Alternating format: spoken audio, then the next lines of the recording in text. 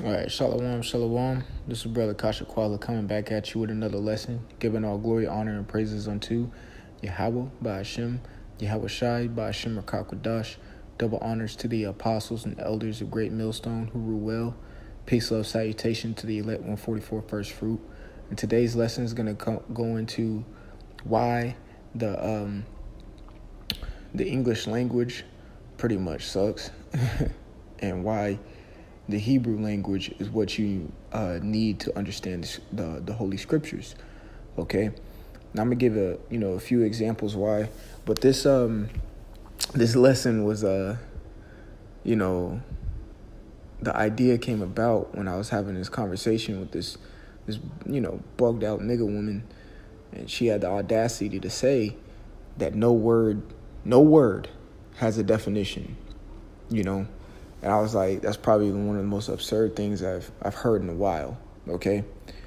So with that being said, without further ado, I'm going to jump right into it. And I'm going to read out the prologue of Ecclesiasticus or Sirach.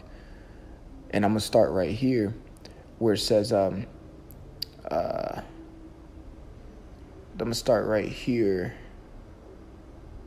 where it says readers.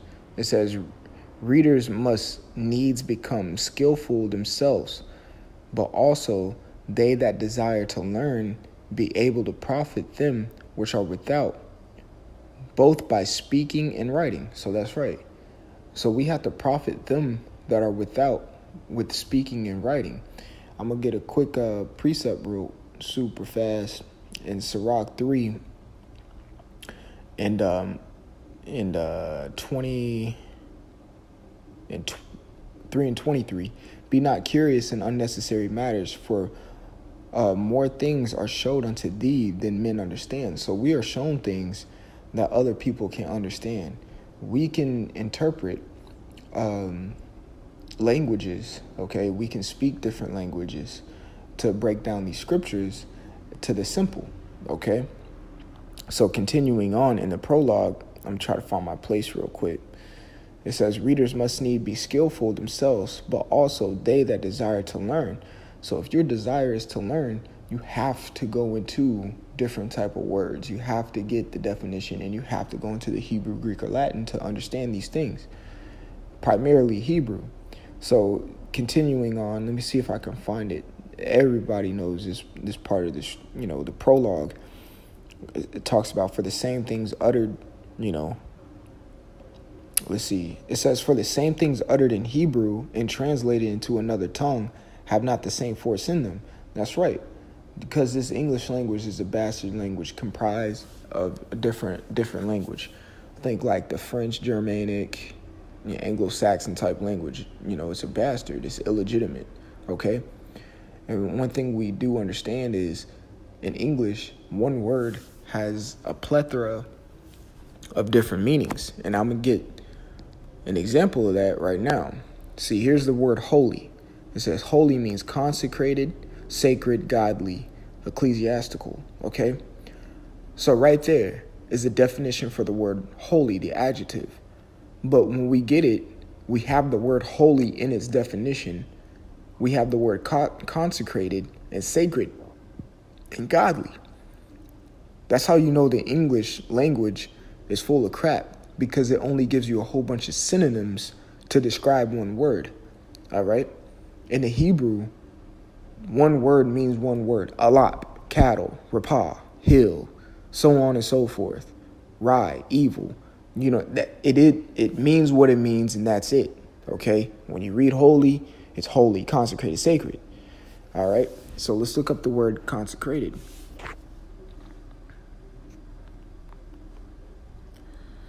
Or consecrate. Let's see. There we go. It says to make or declare sacred by certain ceremonies or rites. So when you read consecrate, the word sacred is in the word. So in holy, in the definition holy, the word sacred and consecrated. In the word consecrate, the word sacred is in it. So it's making it a synonym. Just for a quick synopsis or, of the word Salakia, of the word synonym, means it's like a simile, a like or as something, okay? If I'm mad, what's like or as mad? The word angry or livid, but they mean the same thing, but there's 3 different words for it, okay? Now let's get the word sacred.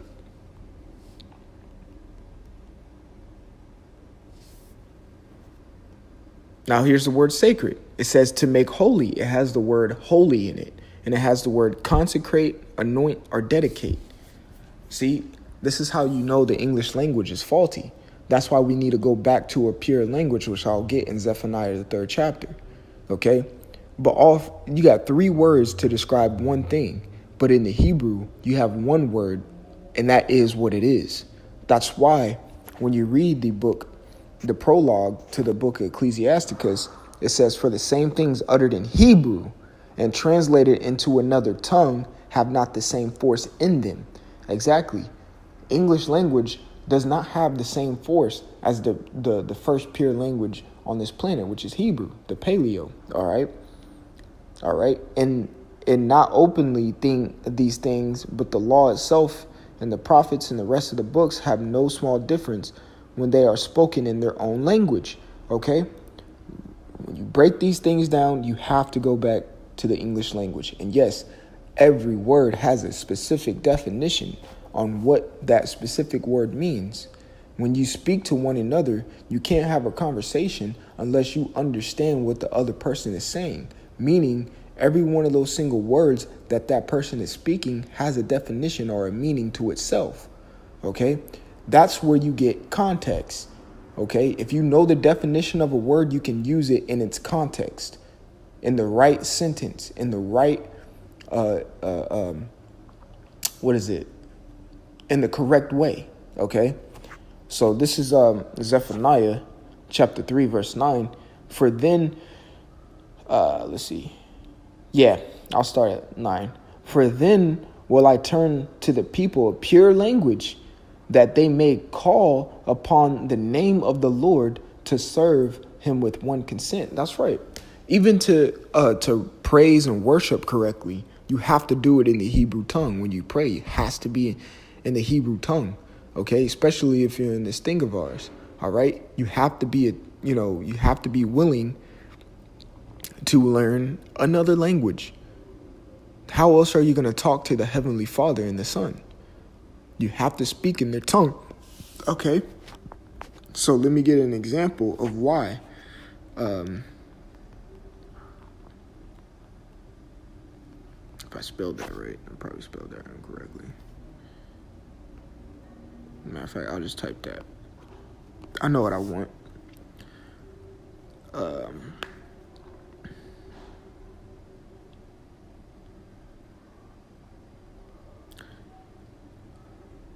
This is Acts.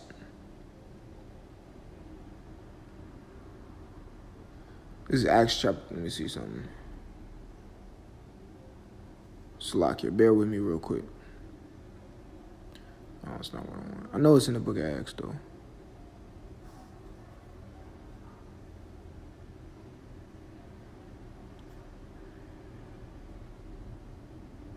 All right.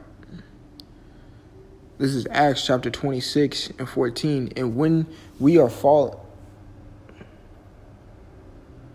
when we all fall into, because this is going into when Paul got, persuaded by Yahweh Shai to, pretty much come into the truth, into the spirit.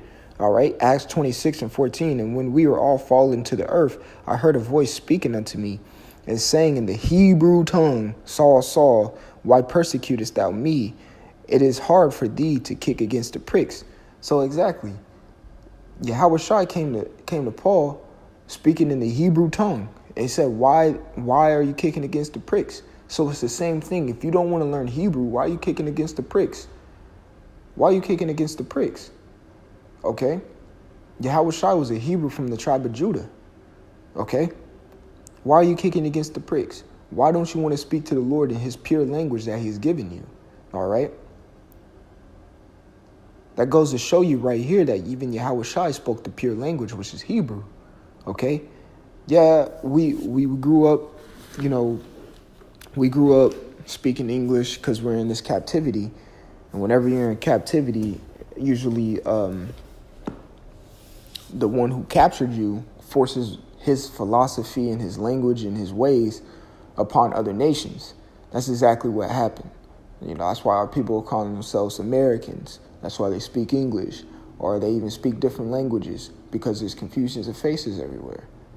But you have to come back to the pure language no matter what. That's why you see all these people around waking up to the truth, saying, call Allah Yahweh Hashem Yahweh Shai. But they may be from Senegal or South Africa or Nigeria or Brazil, speaking Brazilian, all that, Portuguese, Spanish. But they're calling on the name Yahweh Hashem Yahweh Shai. But another good example is the brothers out there in LA, if I'm not mistaken. They have their camp and they speak Spanish, okay? But when it comes to the name, they're speaking Hebrew. When it comes to certain things, they're speaking Hebrew, because what is uttered in Hebrew has more force than any other language.